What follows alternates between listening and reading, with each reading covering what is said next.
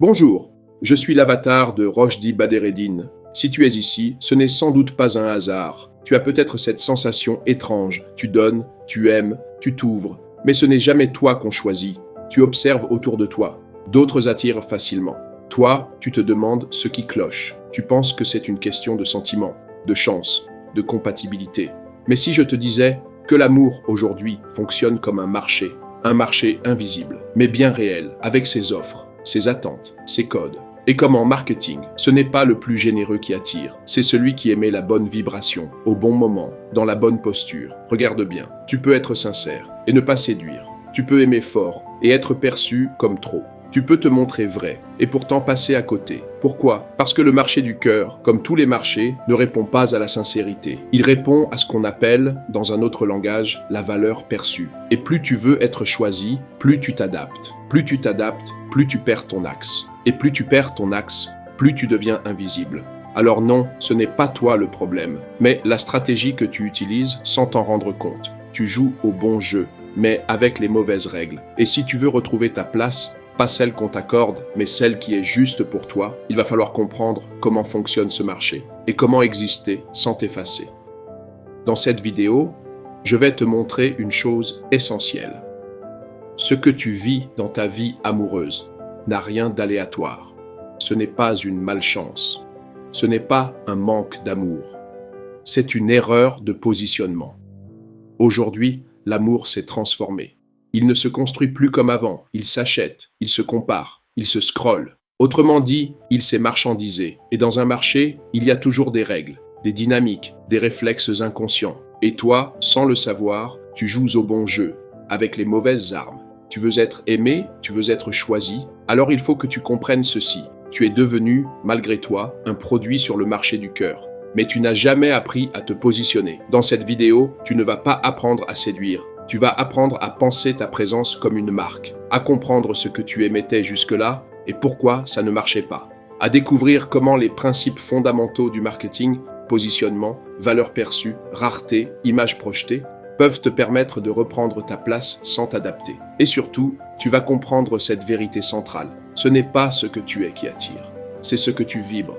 Et cette vibration est ta stratégie implicite. Tu peux changer les mots, les gestes, les intentions. Mais si tu n'as pas changé ta vibration, rien ne bouge. À la fin de cette vidéo, tu ne seras pas devenu un autre. Tu seras redevenu aligné. Et ça, dans un marché saturé, ça te rend irrésistible. Voici ce qu'on va voir ensemble dans cette vidéo. D'abord, on va poser les bases. On va décortiquer comment le marché du cœur fonctionne aujourd'hui. Pourquoi les rencontres ne sont plus guidées par la profondeur, mais par des mécanismes de filtrage inconscient, de positionnement affectif et même de branding personnel. Ensuite, on verra ce que tu vibres vraiment. Pas ce que tu crois transmettre, mais ce que les autres perçoivent et ce que ça déclenche chez eux. Et tu verras que ta vibration actuelle est peut-être en train de saboter ta valeur. Puis, je vais te montrer pourquoi t'adapter ou chercher à plaire est une stratégie perdante. On parlera de l'illusion du consensus, de la dilution identitaire et de l'erreur majeure que font ceux qui veulent être aimables à tout prix. Enfin, je te guiderai vers un changement de posture stratégique, pas une technique, une nouvelle manière d'exister dans ce marché, sans t'abaisser, une manière de devenir magnétique simplement en étant aligné avec ton axe. Et tu verras que le cœur des autres réagit exactement comme un marché réagit à une marque forte. Ce qui attire, c'est la clarté, la présence et la différence assumée. Avant de rentrer dans le vif du sujet, il faut comprendre le contexte dans lequel tu évolues. Parce que si tu veux reprendre ta place dans le monde des relations, il va falloir changer de grille de lecture. Aujourd'hui, les rencontres ne fonctionnent plus comme avant. On ne se découvre plus au détour d'un regard, dans une conversation lente, dans le silence d'un moment partagé. Non. Aujourd'hui, on scrolle, on switch, on choisit, comme on compare des produits sur un site e-commerce.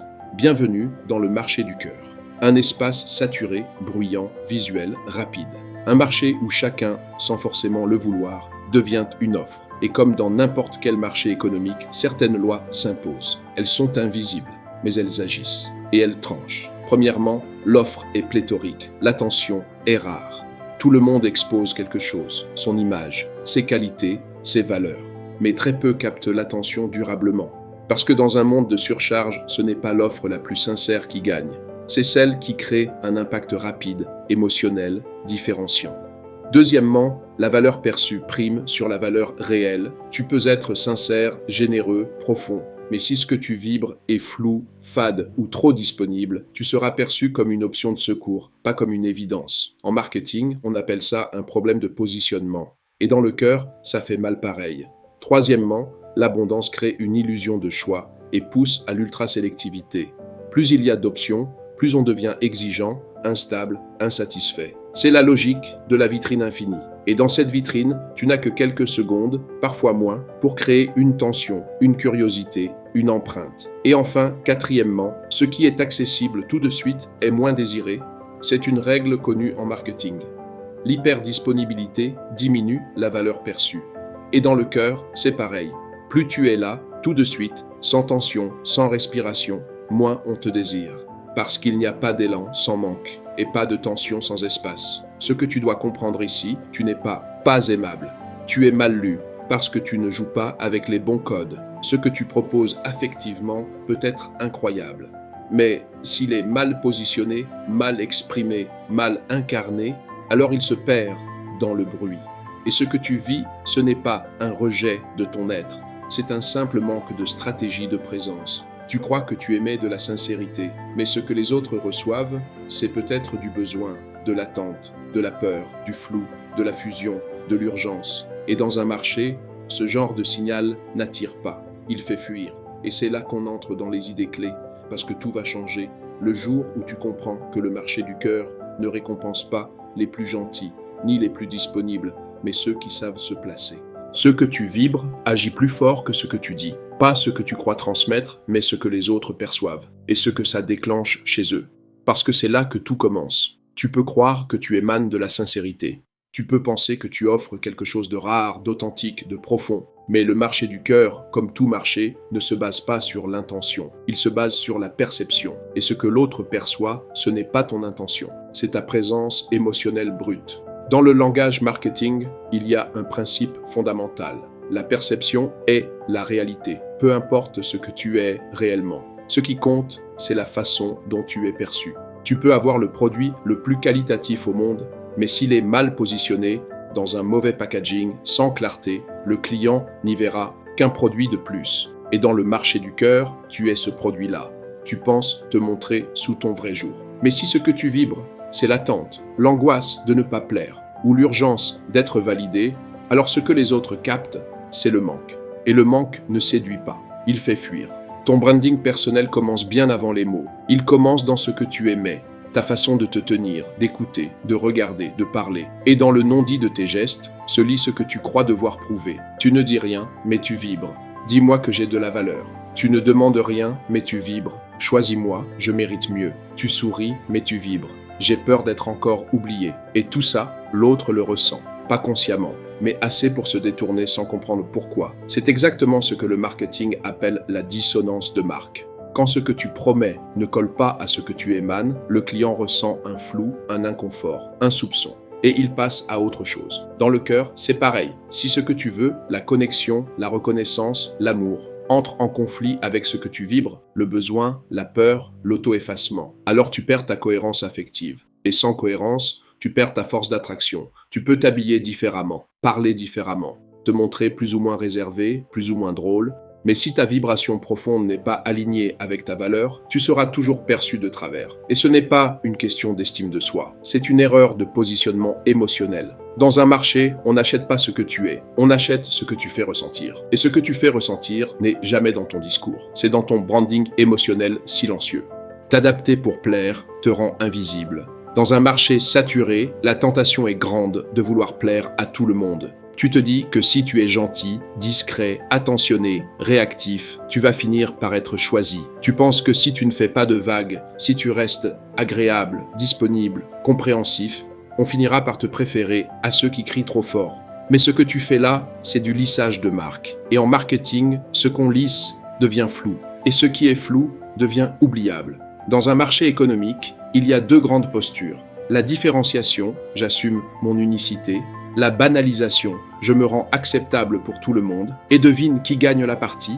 Toujours celui qui ose se positionner. Parce que dans un monde où tout le monde fait à peu près la même chose, ce qu'on retient, c'est la voix qui tranche, la marque qui prend position, la présence qui n'essaie pas d'être neutre. Quand tu veux plaire à tout le monde, tu deviens un produit générique. Et un produit générique, sur un marché saturé, ça ne fait pas envie. Pourquoi ? Parce que ce qui attire, ce n'est pas la conformité, c'est la singularité assumée. Et dans le marché du cœur, c'est pareil. Si tu te transformes à chaque interaction pour correspondre à ce qu'on attend, si tu deviens caméléon pour séduire, tu finis transparent. C'est ce que les marketeurs appellent l'erreur du consensus. Vouloir contenter tout le monde, c'est ne marquer personne. Et plus tu ajustes ton discours, ton attitude, tes limites, plus tu renvoies l'image d'une personne sans axe. Et une personne sans axe ne fait pas peur. Mais elle ne fait pas envie non plus. Tu crois que tu fais bien, que tu évites les conflits, que tu protèges l'autre, que tu montres ton ouverture. Mais en réalité, tu deviens une copie floue d'un idéal projeté. Et dans un marché d'images, ce flou te coûte cher. Parce qu'au final, on ne se connecte pas à ce qui est aimable. On se connecte à ce qui est vivant, tranché, réel. En marketing comme en amour, ce n'est pas celui qui est le plus correct qu'on retient, c'est celui qui a une identité claire, différenciante et alignée. Ce n'est pas toi qu'on rejette, c'est ton absence de posture. Ce qui crée le désir, ce n'est pas ta disponibilité, c'est ta posture. Tu crois encore que pour qu'on t'aime, il faut être là, présent, réactif, disponible, attentif. Tu te dis que si tu donnes plus, si tu montres que tu es sérieux, stable, différent des autres, alors on finira par te choisir. Mais ce que tu fais là, c'est ce qu'on appelle en marketing une stratégie d'hyper-accessibilité. Et dans un univers premium, ça ne fonctionne pas. Plus un produit est rare, plus il fascine. Plus il est disponible tout le temps, pour tout le monde, plus il devient banal. C'est une loi connue. La rareté crée de la valeur perçue. L'excès d'offres détruit le désir. Et dans le cœur, c'est exactement la même chose. Quand tu es trop disponible, trop rapide à répondre, trop présent, tu renvoies un message silencieux. Je suis là, j'attends, je n'ai rien de mieux. Et ce message, même s'il est gentil, éteint l'attention. Or, dans toute décision émotionnelle, amoureuse ou commerciale, ce qui déclenche le passage à l'action, ce n'est pas la logique, c'est l'attention. En marketing, on parle de stratégie haut de gamme. Une marque de luxe n'est pas bruyante. Elle n'envoie pas d'emails par jour. Elle n'est pas à prix cassé. Elle est là, présente, confiante et suffisamment solide pour laisser le client faire le mouvement. Et dans le marché du cœur, ce positionnement fonctionne pareil. Ce n'est pas celui qui court qui attire, c'est celui qui tient sa place. Parce que ce n'est pas ta disponibilité qui fait envie, c'est ta présence calme, ton alignement profond, le fait que tu n'as pas besoin de séduire pour exister. Tu es déjà là. Et ça crée une tension saine, pas une distance froide, mais une respiration émotionnelle, un espace dans lequel l'autre peut te désirer. Tu n'as pas besoin d'être parfait, tu n'as pas besoin d'être partout. Tu as juste besoin d'être clairement toi, ancré, tranquille, sans justifier ta place. Parce que dans un marché, ce qui attire, ce n'est jamais la démonstration, c'est le positionnement assumé. Tu as compris ce qui se joue. Tu ne vaux pas moins que les autres. Tu n'es pas trop, tu n'es pas assez. Mais tant que tu vibres autre chose que ce que tu veux vivre, tu seras mal perçu, mal choisi, mal aimé. Tu peux être sincère et émettre de l'attente. Tu peux vouloir aimer et projeter de l'angoisse. Tu peux vouloir une vraie connexion et incarner un besoin flou. Et ce que tu as vu dans cette vidéo, ce sont les 3 erreurs stratégiques qui sabotent ton magnétisme. Tu crois que l'intention suffit, alors que c'est ta vibration qui agit. Tu crois que t'adapter est une solution, alors que ça te rend générique. Tu crois que ta disponibilité touche, alors qu'elle éteint l'attention. Maintenant, je vais te proposer une action concrète, pas un concept, une posture à pratiquer dès ce soir. Pendant 24 heures, observe-toi en silence, sans te juger, juste en te posant cette question en boucle. Qu'est-ce que je suis en train de vibrer là, maintenant ? Est-ce que je vibre la peur d'être seul ? Est-ce que je vibre la joie d'exister ? Est-ce que je vibre la dépendance ou l'axe ? Et à chaque fois que tu sens que tu vibres le manque, ne te corrige pas, mais reviens à toi, redresse-toi, respire. Et rappelle-toi, ce n'est pas ce que tu veux qui attire, c'est ce que tu es quand tu ne cherches plus. Ton appel à l'action, c'est ça. Pendant une journée, cesse de séduire et commence à t'habiter, sans masque, sans fuite, sans bruit. Tu verras, le monde perçoit beaucoup plus que tu ne le crois. Et quand tu changes de vibration, les réponses changent.